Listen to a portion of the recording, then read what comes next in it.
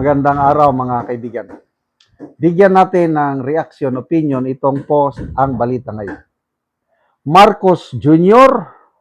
posibleng hingan umano ng pahintulot para mabuksan ang BIR records ni BP Sara. Bukas umano ang House Prosecution Panel na humingi ng autorisasyon kay Pangulong Marcos Jr. kung kakailanganin upang maipresenta ang tax records ni Vice President Sara Duterte sa Senate impeachment trial. Ayon kay House Prosecution Legal Spokesperson at Private Prosecutor Attorney Benjamin Tolosa, ginawa rin ito sa impeachment trial ni dating Chief Justice Renato Corona. Aniya, hiniling na rin ng prosecution sa Senate Impeachment Court na isubpoena ang tax records ni na BP Sara at ang kanyang asawang si Attorney Manasseh Carpio na nasa kustodiya ng Bureau of Internal Revenue. Nilinaw ni Tolosa na ang layunin ay makuha ang mga dokumentong sinasabing laman ng kahong ibinalik ng Senate Impeachment Court sa BIR. Aniya, may kapangyarihan ang Senado na mag-issue ng subpoena sa mga ebidensya sa ilalim ng impeachment proceedings. Ayon sa prosecution, gagamitin ang mga tax records upang patunayan ang aligasyon ng anilay hindi maipaliwanag na yaman ni BP Sara. Okay, so, dalawa ang kanilang approach, ano? Una, through sa impeachment court. At then, siguro, yung last resort nila, kung mag-fail ang impeachment court, is autorisasyon ng Pangulo na makuha nila ang tax records ni BP Sara. Ganun ba yun? Yung sinasabi ng House Prosecutor na si Benjamin Tolosa na ginawa na daw ito panahon ni yung trial ni CG Corona. Wala na akong masyadong matandaan. But, very clear, nung impeachment ni CG Corona, ang Aquino administration ang nasa likod nito. Kasi nga, yung decision ng Supreme Court noon, talo ang Hacienda Luisita na pagmamayari ng mga pamilyang Aquino. Kaya, minaneuver nila na ma-impeach si CG Corona kasi wala talo sila sa kaso eh. Ang desisyon ng Korte Suprema is pabor sa mga tenant farmers ng Hacienda Luisita. So, hindi ko na maalala kung nakialam ba ang Pangulong Noynoy Aquino noon at nilabas ang mga tax records ni CG Corona.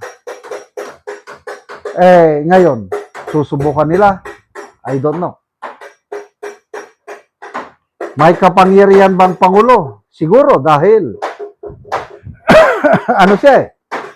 Siya ang Chief Executive, under niya ang BIR. Kaya lang, pwede pa rin silang kasuhan. Kasi very specific sa batas na ang pwede lang mailabas lang ang mga ganyang dokumento kung may court order. Ang Pangulo, hindi naman siya korte. Kaya the best remedy is for the impeachment court to issue a subpoena. Doon na lang sa impeachment court, huwag na kayong mag-call a friend. Di ba may laro niyan? Kung nahihirapan na yung contestant, can I call a friend? Yes! Tawag niya. So, ganito, my friend, these are my choices. Ano ba ang advice mo? Yung friend, ang advice ko is, piliin mo yung ganito. Palagay ko, yan ang mas makakatulong sa iyo. Okay, thank you. So it's either papakinggan niya yung advice ng friend niya or sundin niya yung gusto niya. Yon, call a friend. Ano ba ito?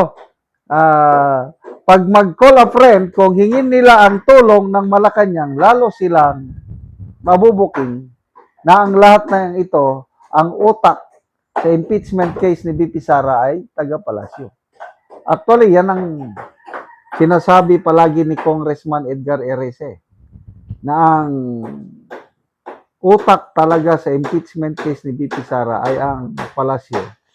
Dahil takot na takot ang Marcos Jr. administration na pag nanalo si BP Sara sa 2028 ay dalawa lang mangyari sa kanila, kulong or exile.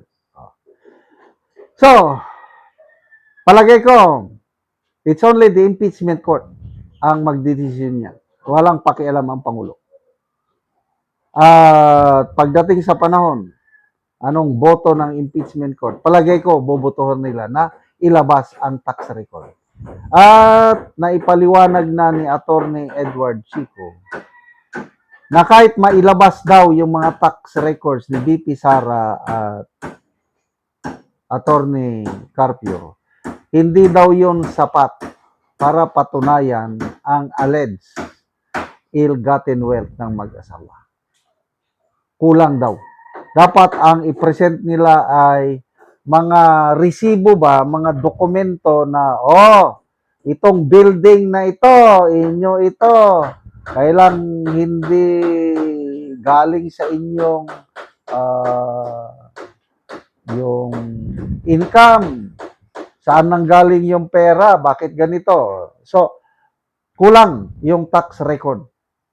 Kaya itong prosecution talaga is talagang nangangalap para sila ng mga parang suntok sa buwan yung mga ikinaso nila kay BP Sara.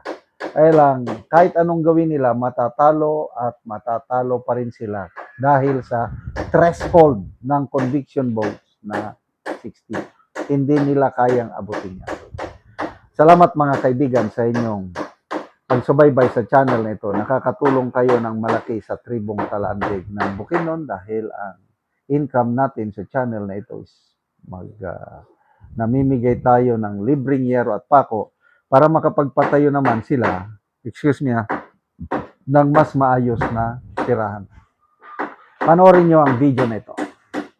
Ako diri sa balay ni Janet Cinto nga taga Barangay Tikalaan, Purok 3 San Alahay, Talakag Bukidnon. Sumuna ni ang itsura sa iyang atop nga yero nga mga dagko na kaayo. So katabangan na siya og yero nga iyang iatop.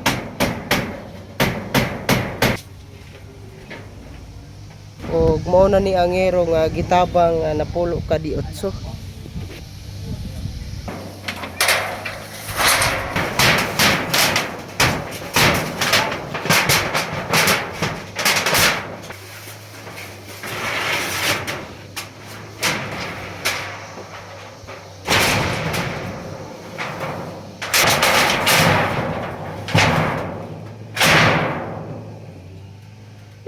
Gabaw.